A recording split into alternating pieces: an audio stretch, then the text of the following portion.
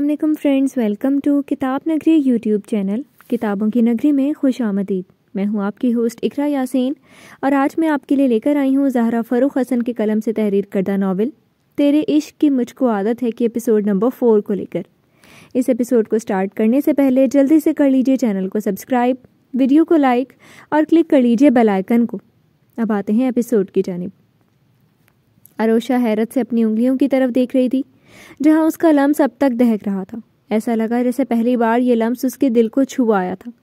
اپنی بدلتی کیفیت سے گھبرا کر جلدی سے اس نے اپنے ہاتھ کو دوپٹے سے رگڑ ڈالا۔ آج دیو کو میں نے ہرا ہی دیا، اپنی جیت کا خوشی سے سوچ کر وہ جلدی سے بیڈ سے اٹھ گئی، پھر ٹرے اٹھا کر وہ روم سے نکل کر نیچے آ گئی۔ سارے برتن ملازمہ کے حوالے کر کے اسلان کے لیے جلدی جلدی کافی بنا کر پھر سے روم میں وہ آئی تھی۔ وہ ابھی بالکنی میں کھڑا سگریٹ پھونک رہا تھا۔ اچھی خاصی ٹھنڈک ہو رہی تھی اور وہ شرٹ سے بے نیاز ایسے کھڑا تھا جیسے مئی جون کی گرمی کا موسم ہو۔ اللہ جانے یہ بنا شرٹ کے سونے والا کون سا خبت ہے۔ جب سے وہ اس کی زندگی میں آئی تھی اسے شرٹ کے ساتھ سوتے نہیں دیکھا تھا اور وہ اس طرح اسے دیکھ کر گھبراتی بوکھلاتی رہتی تھی۔ آپ کی کافی؟ نگاہیں جھکائے اس نے کافی کا مگ بڑھا دیا۔ اسلان نے چونک کر اپنے پاس آ گئی، اروشا کو دیکھا، پھر کچھ کہے بغیر اپنا ہاتھ آگے بڑھا دیا۔ آپ کو چوٹ کیسے لگی اسلان؟ مگ پکڑاتے ہوئے اروشا کی نظر اس کے ہاتھوں کے زخموں پر گئی تھی۔ فوراً گھبرا کر اس کا ہاتھ تھام لیا۔ فطرتاً وہ بہت ہمدرد تھی۔ اب بھی اس کی جگہ جگہ پھٹی جلد سے رشتہ خون دیکھ کر وہ کچھ دیر کے لیے سب بھول گئی۔ کچھ نہیں ہوا، بس ایسے ہی۔ اسلان نے اس کے یوں اپنا ہاتھ تھام لینے پر رکھائی سے کہہ کر ہاتھ جھٹک دیا۔ آپ کو چوٹ لگی ہے اسلان؟ آئے مرہم لگا دوں؟ کیوں خود کو اذیت دیتے ہیں؟ کیوں سب بھول نہیں جاتے اسلان؟ اروشا خود سے مجبور ہو کر تڑپ کر بولی۔ وہ ابھی اس کا ظلم سہ بھی لیتی، سب منظور تھا، مگر اسلان کے زخم نہیں۔ شٹ اپ، اپنا منہ بند کرو۔ تم کون ہوتی ہو مجھے نصیحت کرنے والی؟ وہ اس کی بات پر بھڑک گیا۔ خبردار جو آئندہ مجھے سب بھولنے کی نصیحت کی تو تمہارا حشر بگاڑ دوں گا۔ اب جاؤ یہاں سے، مجھے چوٹ لگے یا مر جاؤں، تمہاری ہمدردی کی ضرورت نہیں ہے مجھے۔ اپنی شکل گم کرو میرے سامنے سے، مجھے نہیں چاہیے تمہارا مرہم۔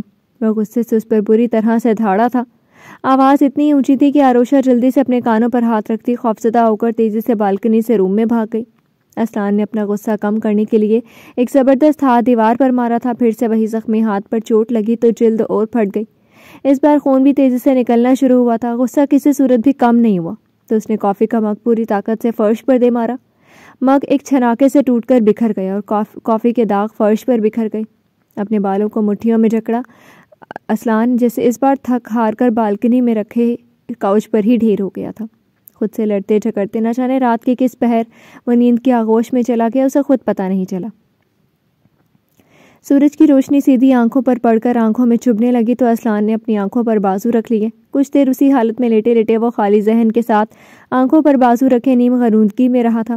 چند منٹ بعد آنکھوں پر بازو ہٹا کر اس نے آس پاس دیکھا۔ رات میں نہ جانے کب وہیں بالکنی میں کاؤچ پر ہی سو گیا تھا۔ اپنے اوپر پڑے کمفرٹر کو دیکھ کر اسلان نے ہٹا کر دور اچھال دیا۔ یہ کس نے ڈالا ہوگا، یہ بھی سمجھ میں آ گیا۔ گہری سانس لے کر اس نے بالوں کو سنوارنے کے لیے جیسے ہی ہاتھ اٹھایا، ہاتھوں پر مہارت سے کی گئی بینڈز کو اس نے غور سے دیکھا۔ بجائے اچھا لگنے کے اسے پھر سے برا ہی لگا تھا۔ رات والا غصہ پھر سے سر پر سوار ہوا تھا۔ اسے اچھے سے سبق سکھانے کے لیے وہ تیزی سے کاؤچ سے اٹھ کر بالکنی سے روم میں آیا تھا، مگر صاف ستھرا روم کسی بھی وجود سے آری اس کا منہ چڑھا رہا تھا۔ اروشا اس سے پہلے ہی روم سے نکل کر نیچے جا چکی تھی۔ کہاں تک بچو گی اروشا اسلان میر؟ تمہاری ہمدردی کا سبق اچھے سے سکھاؤں گا میں۔ خیالوں ہی خیالوں میں اروشا کو دھمکی دے کر وہ سیدھا فریش ہونے کے لیے واش روم میں گھسا تھا، پھر جلدی جلدی تیار ہو کر وہ روم سے اسی اجلت میں سیدھا نیچے چلا آیا۔ ناشتے کی ٹیبل پر اس کی ساری فیملی اس کی ہی منتظر تھی۔ ان سب کے ساتھ وہ بھی وہیں موجود تھی۔ اب سب کے سامنے تو وہ اسے نقصان نہیں پہنچا سکتا تھا، اس لیے سیدھے سے اروشا کو نظر انداز کرتے ہوئے وہ سب کو سلام کرتا اپنی مخصوص جگہ پر بیٹھ گیا۔ اروشا نے چپکے سے اپنے دیو کو دیکھا تھا۔ فریش سا وہ نکسک سے تیار تھا اور کہیں سے بھی رات کا غصہ اس کے چہرے پر نظر نہیں آ رہا تھا۔ اس وقت دیو کی ساری توجہ ماجی اور چاچی کی طرف تھی جو اسے زمینوں کا حال احوال بتا رہی تھی اور اس سے خود بنفس وہاں جا کر دیکھنے کا کہہ رہی تھی۔ تمہارا ہی مال ہے، بنداس ہو کر دیکھو۔ ہانیہ نے اس کی چوری پکڑ لی تھی، پیر پر پیر مار کر جھک کر اروشا کے کان میں سرگوشی کی۔ مال نہیں، دیو مہاراج جی ہے۔ اروشا نے نظریں چرا کر آہستہ سے تپ کر کہا۔ شرم کرو، اتنا ہینڈسم بھائی ہے میرا۔ ہانیہ کی آواز میں کہنے کے ساتھ ہی فخر بھی اتر آیا۔ جلاد ہینڈسم بھائی۔ आरुषा ने एक बार फिर चुपके से देव को देखा, फिर से वो दिल को भला भला सा लग रहा था। शायद रात को कुछ ज़्यादा ही गौर से देख लिया मैंने। तौबा करो आरुषा, पागल होना है क्या? आरुषा ने खुद को झड़प कर खुद को उसे देखने से बाज रखना चाहा, मगर निगाहें थी कि हर बार असलान मीट पर जा टिकती थी। डार्क जीन्स पर ग्रे कलर की शर्ट पहने वाकई वो बहुत ही निखरा निखरा और अपना अपना सा लग रहा था। कुछ नहीं, ये सब कल पढ़ाई गई अम्मा जान की सारी फजूल पट्टियां हैं। इस बार आरुषा ने खुद पर झंझलाकर अम्मा जान की तरफ देखा। वो भी उसे ही देख रही थी। उसके देखने पर मुस्कुराकर उसे विक्ट्री का निशान दिखाया तो आरुषा ने बस इस इशारे से नफी में सर हिलाया। उन दोनों को देखकर हानिया अपनी हंसी पर काबू नहीं रख पाई थी। उसके ज़ोर से हंसने पर असलान ने माजी से और चाची से नज़र हटाकर उसे देखा। वो मुझे एक जोक याद आ गया था। हानिया उसकी निगाहों से घबराकर जल्दी से बहाना बनाकर बोली। इस बार आरुषा ने उसके पैर पर पैर मारा, साथ ही असलान से निगाह बचाकर हानिया को मुंह भी चिढ़ाया। हानिया ने बस मुंह पर हाथ फेर कर उसे धमकी दी थी। असलान बस उन दोनों के सारे अंदाज देखकर भी नज़रअंदाज करता फिर से माजी और चाची से सारी तफसील पूछने लगा। चलें फिर, मैं आप लोगों के साथ चलता हूँ, कल मुझे निकलना भी है। असलान टिश्यू से हाथ पोंछता कुर्सी छोड़कर उठ खड़ा हुआ। इतनी जल्दी लाला आप चले जाएंगे? निदा सदा अभी बहुत छोटी थी, इसलिए अब भी असलान से लाड दिखा लेती थी। अब भी रूठ कर पूछ बैठी। चाची ने घूर कर अपनी बेटियों को देखा, आंखों ही आंखों में तंबी भी की। असलान अपनी कुर्सी छोड़कर उन दोनों के पास आया था और झुककर बारी बारी दोनों के सर को चूमा था। इस बार आऊँगा ना तो अपनी दोनों गुड़िया के साथ कई दिन गुजारूंगा। मुस्कुराकर उनसे प्यार से बोलकर वह वहाँ से निकलकर बाहर चला गया। बाकी सब ने हैरत से असलान का नर्म रवैया देखा था। एक मुद्दत हुई असलान ने अपनी बहनों के साथ ऐसा मोहब्बत भरा बर्ताव करना छोड़ दिया था। उस हादसे के बाद तो उसके मिजाज में ऐसी सख्तियां आ चुकी थीं कि उन तीनों के ऊपर उसने इतनी पाबंदियां आयद कर दी थी कि वो सब उससे बहुत डरने लगी थी। ख़ास तौर पर हानिया तो तरस चुकी थी उसके भाई वाले लाड के लिए। अब भी उसका भी दिल कहा था कि वो उससे भी उस तरह से प्यार से बातें करे, मगर उसका जुर्म ज़्यादा बड़ा था। तुम दोनों अपनी ज़बान पर काबू रखा करो, कोई ज़रूरत नहीं उसे बहनों वाले लाड दिखाने की। एक तो उसका दिल ज़ख्मी करके जा चुकी है, अब न जाने तुम लोग क्या गुल खिलाओ। चाची ने एकदम से निदा सदा को बुरी तरह से लताड़ दिया। निदा सदा के चेहरे पर उदासी छा गई, वहीं हानिया का सर भी झुक गया। कब तक किसी और की किए गए गुनाह की सज़ा उन लोगों को भुगतना पड़ेगी? चाची कहकर रुकी नहीं थी, फौरन उठकर उधर ही चली गई जिधर असलान गया था। उनके साथ माजी भी पीछे पीछे थी। आसिया की बातों का बुरा मत माना करो तुम लोग, अभी ज़ख्म ताज़ा है ना, इसलिए तुम लोगों से ऐसा रवैया रखा हुआ है।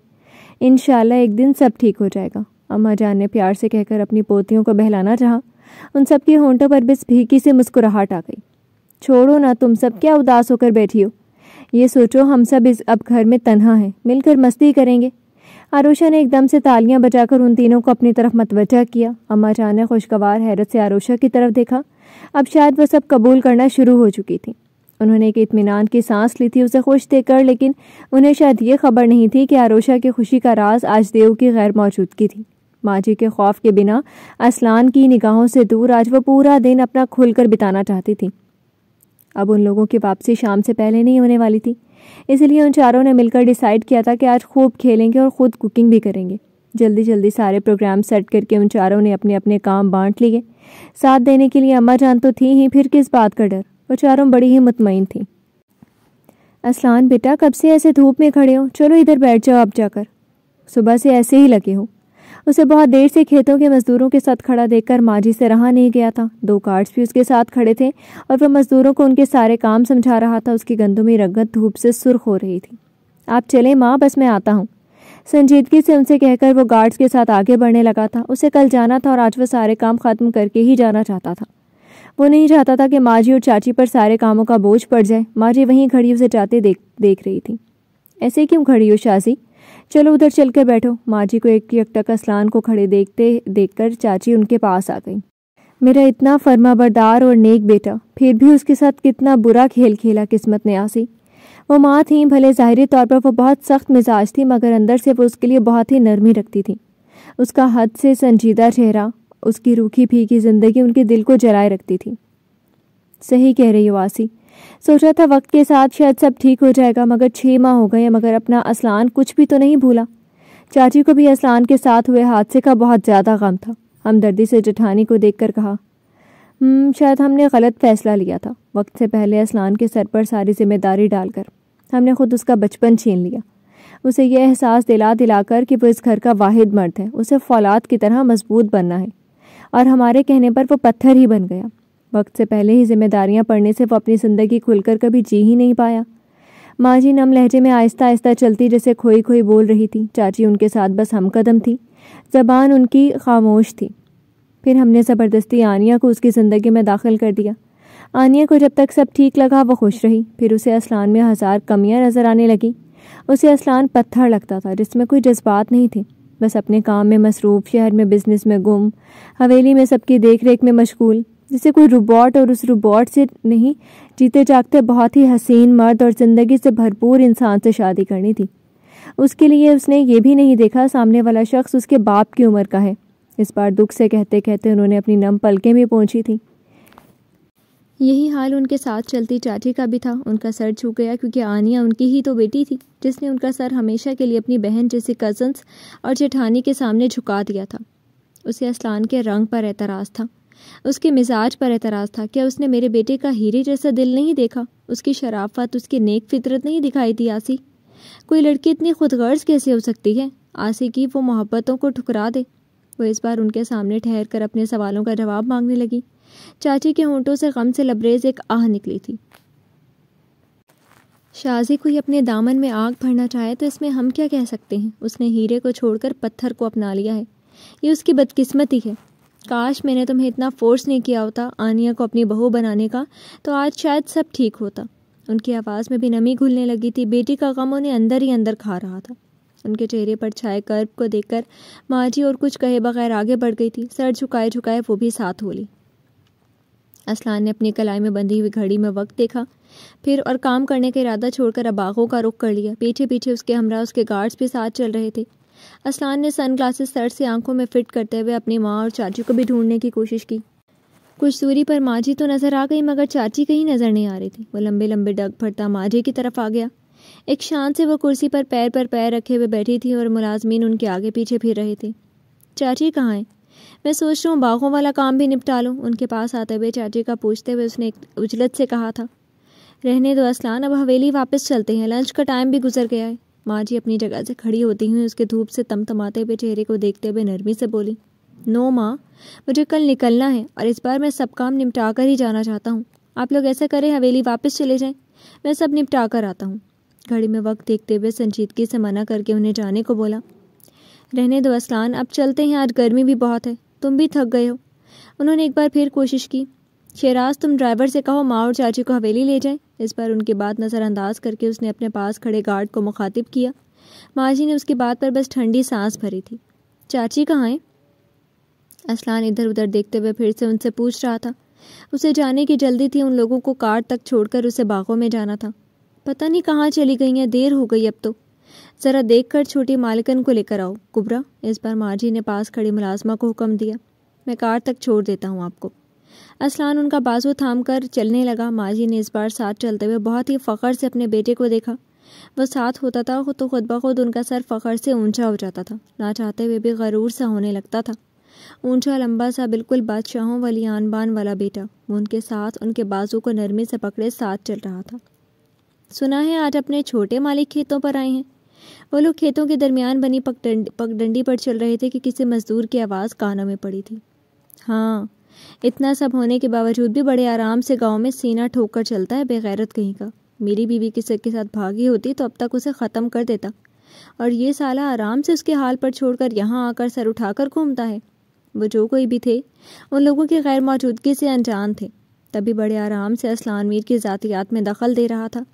اگر انہیں ذرا سی بھی بھنک ہوتی کہ اسلان میر ان کے پیچھے ہی ہے تو وہ خود اپنی زبان کاٹ لیتے۔ اسلان میر نے جبڑے بری طرح سے بھینچ لیے۔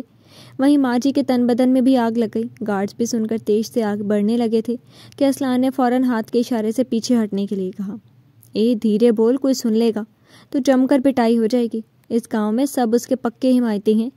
دوسرے ساتھی نے پہلے ساتھی کو خاموش رہنے کے لیے سرگوشی میں کہا، ہاں، سالے کی ماں نے سب کی عورتوں پر احسان جو ڈالے ہوئے ہیں اور بیٹا اس کا جانشین ہے، بڑا سب کا ہمدرد بنتا ہے، مگر سالے سے اپنی بیوی نہیں سنبھالی گئی۔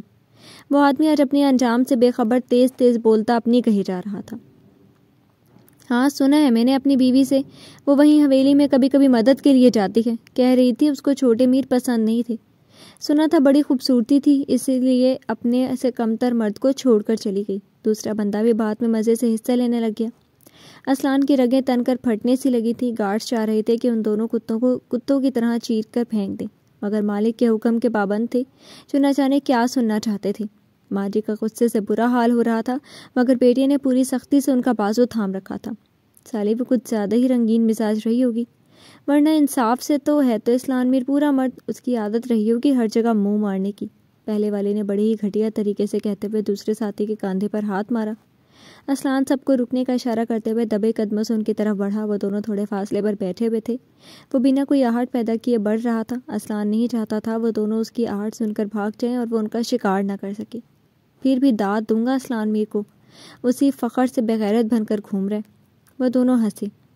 ابے فخر کیوں نہیں کرے گا؟ سنا ہے دوسری والی پہلے والی سے بھی قیامت ہے، بس دیکھنا ہے یہ کتنے دن ٹکتی ہے. اور ابھی وہ کچھ اور بولتا کہ اسلان نے شیر کی طرح دونوں کی گریبان کو پکڑ کر ایک ہی بار میں زمین کی دھول چکھا دی.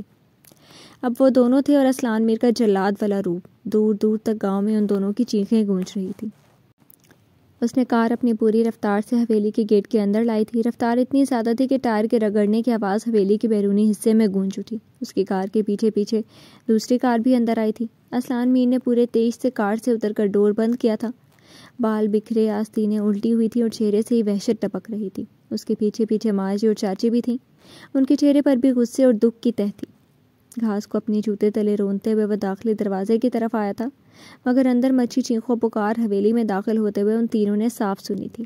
تیز میوزک کا شور، ساتھ ہنسی اور کہکہوں کی آوازیں. ماں جی اور چاچی نے ایک ساتھ ایک دوسرے کو بس دیکھا تھا. اسلان نے اپنے جبڑے اور بھی تیزی سے بھینچ لیے. پھر ماں جی اور چاچی سے پہلے اسلان کے قدم اندر بڑھے تھے. اندر ان چاروں نے مل کر ایک ہنگامہ مچایا ہوا تھا. اماں جان بھی صوفے پر بیٹھی ہوئی ان چاروں کو دیکھ دیکھ کر نہال ہو کر تالی بجا رہی تھی. میز پر بکھرے کھانے پینے کے لوازمات اور میوزک کی دھن پر بھنگڑا ڈالتی وہ چاروں. اسلان کا خون اور بھی کھول گیا. اس کی غیر موجودگی ان لوگوں کے لیے ایسی باعث خوشی تھی کہ وہ جشن منا رہی تھی. اس نے سرخ ہوتی آنکھوں سے جھومتی ہوئی آروشا کو دیکھا. آج 6 ماہ میں اس نے اتنا خوش اسے دیکھا تھا، ہر فکر سے آزاد، ہر خوف سے بے نیاز. اور اس کے ساتھ اسلان نے مٹھیاں بھینچ لی. آگے بڑھ کر اس نے میوزک پلیئر کا پلگ پوری طاقت سے کھینچ لیا. جیسے ہی میوزک تھما ویسے ہی ان چاروں کی ہنسی کے ساتھ ساتھ جسم بھی ٹھہر گئے. وہ چاروں ایک دم سے ساکت ہو کر اپنے سامنے کھڑی قیامت دیکھ رہی تھی. اسلان کے انداز ایسے تھے جیسے آج ان چاروں کا قتل ہی کر دیں گے. اس کا بکھرا حلیہ، آنکھوں سے نکلتی آگ.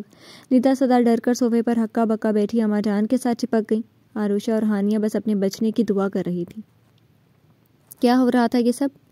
ماں جی کا تو خون پہلے ہی کھول رہا تھا. ان لوگوں کو دیکھ کر وہ آپے سے باہر ہونے لگی تھی. آج ان کا ارادہ ہانیہ اور آروشا دونوں کو تھپڑ مارنے کا تھا اور وہ اسی ارادے سے آگے بڑھی تھی. 1 منٹ ماں. جیسے غصے سے ماں جی آگے بڑھ کر ان دونوں کو سبق سکھانے کا سوچا ہی تھا، اسلان نے ہاتھ اٹھا کر انہیں کچھ بھی کرنے سے روک دیا. وہ بس ہانیہ اور آروشا کو کھا جانے والی نگاہوں سے گھورتی پھر سے پیچھے ہٹ گئی. اسلان قدم قدم چل کر ان دونوں کی طرف چلا آیا جو اس کی لہو رنگ آنکھوں کی تپش سے نگاہیں جھکائے ایک دوسرے کے پیچھے چھپنے کی پوری کوشش کر رہی تھی. میری غیر موجودگی تم لوگوں کے لیے آزادی کا پروانہ ہے نا؟ اپنی سرخ آنکھوں سے اس نے پہلے ندا صدا کو دیکھا، پھر ان دونوں کے چہرے پر نظر کاٹ دی. ان دونوں کے سر خوف اور احساس ندامت سے اور بھی جھک گئے تھے. تم لوگ بھی یہاں اسلان میر کی بےغیرتی کا جشن منا رہی تھیں؟ وہ ایک ایک لفظ چباتے ہوئے جیسے غرایا. نہیں بھائی، ہم تو بس... اسلان کی بات ہانیہ کے دل پر نشتر کی طرح چبھی تھی. اس نے تڑپ کر کچھ کہنے کی کوشش کی. کسی کی بھی ایک آواز نہیں نکلے گی، ایک آواز بھی نہیں. اس کی ایک ہی دھاڑ پر ہانیہ نے ہتھیلی منہ پر جما کر سسکی دباتے ہوئے چہرہ جھکا لیا. آروشا کا ننھا سا دل ڈر کر رکنے لگا تھا. اس کے جلاد والے روپ دیکھ کر ہاتھ پیر بے جان سے ہو رہے تھے. ان آنکھوں سے جیسے شعلے نکل کر اس کے وجود کو جلا رہے تھے. اسلان ان دونوں کی طرف دیکھتے ہوئے بولنا نہیں دھاڑنا شروع ہوا. میں کیا چاہتا ہوں تم لوگوں سے؟ تم لوگوں پر اتنی پابندیاں کیوں لگا رہا ہوں تاکہ کل کو کوئی اور ایک اور آنیہ تیار نہ ہو جائے؟ نہیں، بالکل نہیں. مجھے یقین ہے میری تینوں بہنیں آنیہ بالکل نہیں ہیں، مگر باہر جو بھیڑیا موجود ہیں نا، وہ میری بہنوں کو اپنے جال میں پھنسا کر انہیں نوچ کھائیں گے. اپنے پورے جاہو جلال سے بولتے ہوئے اس کی آواز پوری حویلی میں جیسے گونج رہی تھی. ملازمہ بھی سب چھپ کر اپنی اپنی جگہ پر بیٹھ گئی. میں نے تم لوگوں کے لیے کیا نہیں کیا؟ اپنا آپ بھلا کر بس تم لوگوں کے لیے جیا. اپنا بچپن بھلا کر بس تم لوگوں کے لیے ایک مضبوط مرد بنا تاکہ کوئی میری عزت، میری ناموس پر ہاتھ نہ ڈال سکے. میری ماں، میری چاچی، سب نے جو کہا بس سب اسلان میر نے کیا. پھر بھی تم لوگوں کو یہی لگتا ہے کہ اسلان میر ظالم ہے، جلاد ہے، ہر جذبات سے خالی ایک پتھر ہے. اس کی آواز غم و غصے سے پھٹ سی گئی. ماں جی بہت ہی بے بسی سے اپنے بیٹے کے سرخ ہوتے چہرے کو دیکھتے ہوئے اسے بولتے سن رہی تھی۔ میں ظالم جلاد صرف اس لیے بنا کہ کوئی میرے خاندان کو ٹیڑھی نگاہ سے بھی نہ دیکھے۔ پتھر بن گیا تاکہ تم لوگوں کے لیے نرم چھاؤں بن جاؤں، اور بدلے میں بس تم لوگوں سے وفاداری چاہی، سچی محبت چاہی۔ مگر پھر بھی دھوکہ میرے ساتھ ہی ہوا، میرے اعتبار کا ہی خون ہوا۔ اس بار آروشا نے سر اٹھا کر اسلان کے چہرے کو دیکھا۔ اس کے چہرے پر جو دکھ رقم تھے وہ سب اس نے اپنے دل میں اترتے محسوس کیے تھے۔